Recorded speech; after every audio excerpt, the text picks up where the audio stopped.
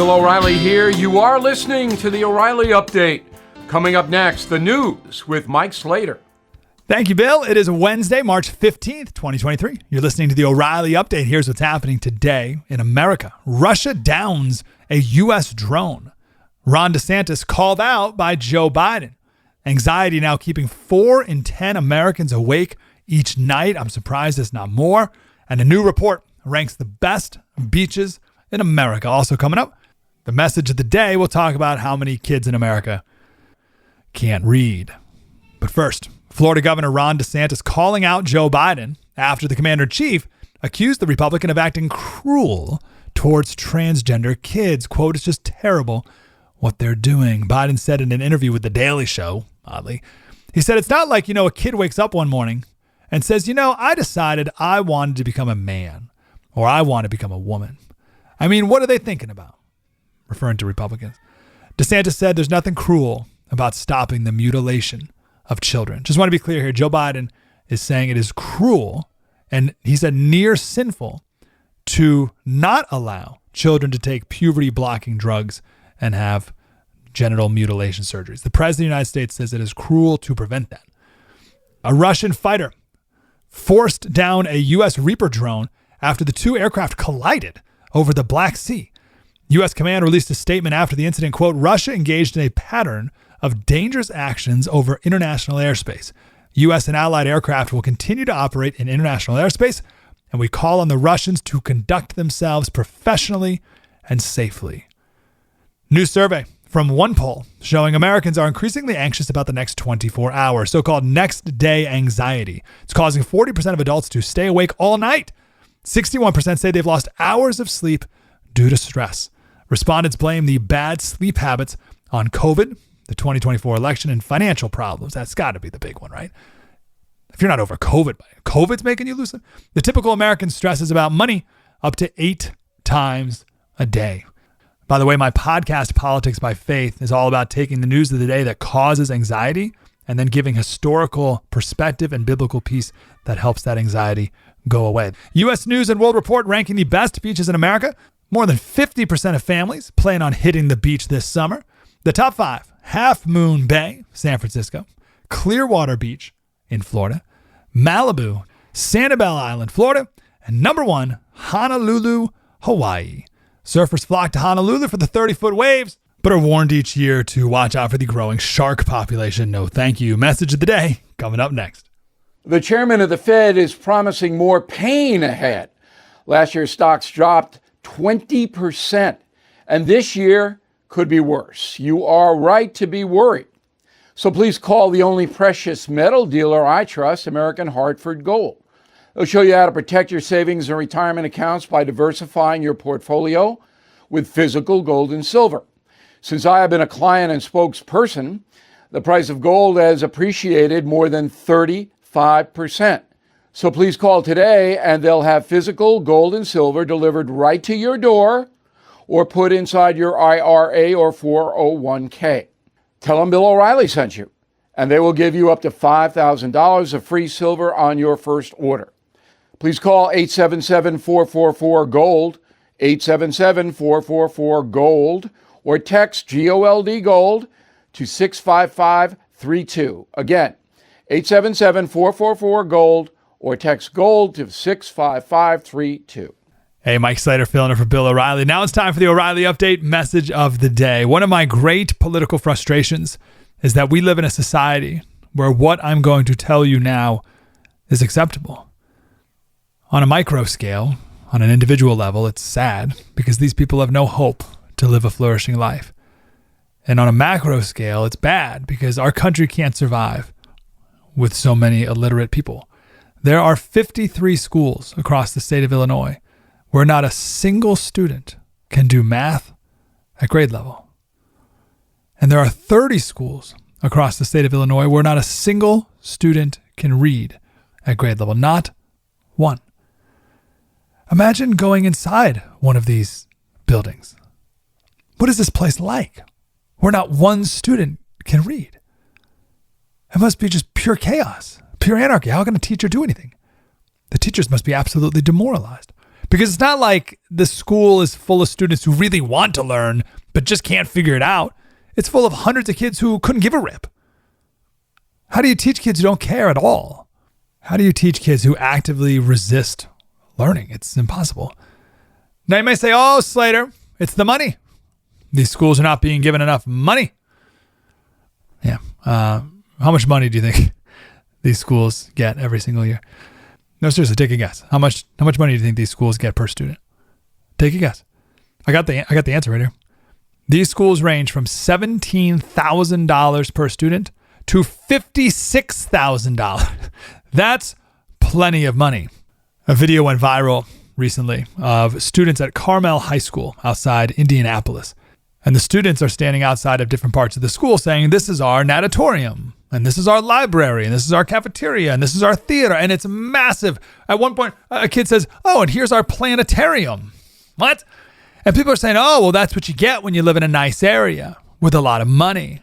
Of course, rich people will have a nice school.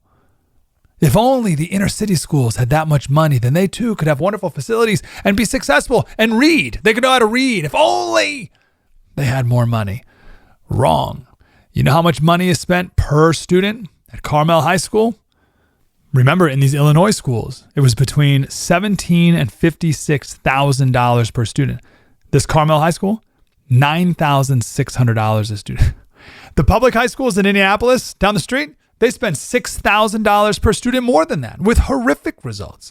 There is zero correlation, no correlation between the amount of money spent on education and academic results. Nothing. We got to get this out of people's brains that if you just spend more money, then the kids will be smarter. No amount of money will help a kid who doesn't want to learn. But it's not the kid's fault. They don't know any different. It's the parents who don't care if their kids can read or not. What is that? At the Carmel High School, 71% of students are proficient in math, 89% are proficient at reading, which, by the way, that's nothing to write home about either. But in Indianapolis, only 6% and 26% are proficient in math and reading. It's parents, it's culture. And we've had failing public schools long enough that there's been generations of failure. And we keep doing this. What do you think is going to happen? You think in a couple generations from now, they're going to suddenly care about reading the Iliad and the Odyssey? We think keep going down this road and there's going to be this huge, massive educational renaissance in our country? No way.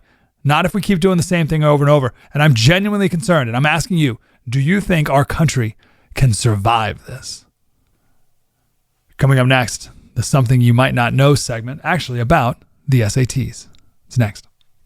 This is an important notice to all U.S. taxpayers. The IRS is giving away billions of dollars in tax savings through a federal program called the Fresh Start Initiative to aid delinquent taxpayers. This initiative was established for anyone facing financial hardship and unable to pay their back taxes. Qualifying and enrolling in this program will stop all collections, settle your delinquent tax problem, and even reduce what you owe by thousands of dollars. Call the hotline at People's Tax Relief to see if you qualify and get this free information by dialing 800-372-2017. If you have unfiled tax returns or cannot afford to pay your personal or business back taxes, you can now get the help you need. One simple phone call can resolve your tax problem and save you thousands of dollars. To see if you qualify and to get this important free information, call 800-372-2017. 800-372-2017. 800-372-2017.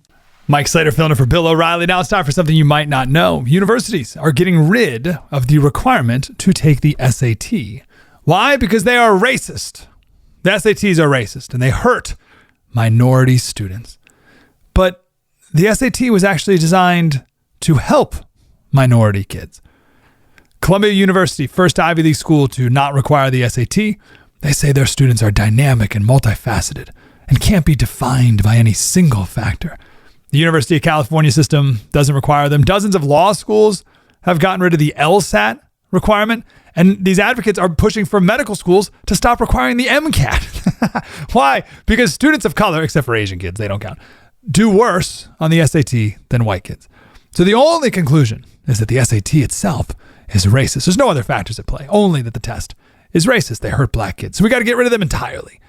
But here's the deal. The SAT was originally designed to help disadvantaged students. The activists have it backwards. They claim that the SATs hurt disadvantaged students. They were designed and actually do help disadvantaged students. How? Imagine you are a poor teenager who's growing up and living in a totally dysfunctional environment. You have to work a part-time job so that your family can pay the bills. Your parents are drug addicts or checked out or whatever. You're the one who has to take care of your younger siblings, and you're really smart, but you just don't have the time to dedicate to getting good grades in school. But if you study a little bit, you can get a fantastic score on your SAT. And suddenly, you have some options now. Now, without the SATs, there's no way that you can prove in a standardized way with a test that everyone takes at the same time. There's no way you can prove that you are actually qualified for this school. So the school is now left with only subjective measurements like grades and classes, as opposed to an objective measurement like a standardized test. So now those disadvantaged kids won't get that chance to prove that they are actually qualified. Their next best bet is to accentuate their disabilities, accentuate their poverty, accentuate your pitiful state in life. With the SAT, you had an opportunity to work harder and try to excel. That's gone. Now your only hope is to be worse. How about that incentive we created? Don't try to get into school by proving how qualified you are. Just complain louder. It's your only chance of getting into the best schools. More coming up. This is a special alert to all Americans who own a vehicle with less than 200,000 miles with an auto warranty about to expire or with no warranty coverage at all. Due to a decline in the economy, CarShield is announcing a low-cost month-to-month vehicle protection plan that is now available to the public to save any driver out-of-pocket expenses on future auto repairs. Call now to find out how you can pay almost nothing for covered auto repairs. Yes, you heard that correctly. Pay almost nothing for covered auto repairs. An open phone line has been established for all drivers to call for a free quick quote. Call 800-925-7584 now. Drivers who are covered will not have to pay for covered repairs again. This protection plan is at an all-time low. Additionally, drivers who activate this vehicle protection today will also receive free roadside assistance, free towing, and car rental options at no additional cost. Call us for your free quick quote today. 800-925-7584. That's 800-925-7584. What do you have to lose? Call 800-925-7584. Again, 800-925-7584. I'm Mike Slater from the podcast Politics by Faith, filling in for Bill O'Reilly. We'll see you again tomorrow. Have a great day.